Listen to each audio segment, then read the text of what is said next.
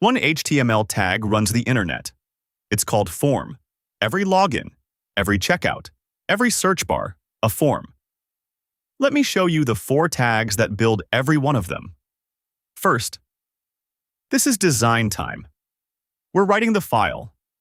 When the browser opens it and the user clicks, that's runtime. Different world, same code. Tag 1, input type text, a text box. Add an id because the id is how JavaScript finds it later. Tag 2, input type checkbox, a toggle, on or off. Tag 3, input type button. Does nothing until you attach code to a click. Tag 4, input type reset. A free superpower. It clears the whole form. 0 JavaScript needed. Wrap them in one form tag and you have a temperature converter. Type a number, tick the box, hit convert. Done. One pro tip. Name your IDs with a prefix. TEXT for text.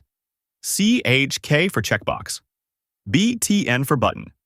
Future, you will hug you. Save this.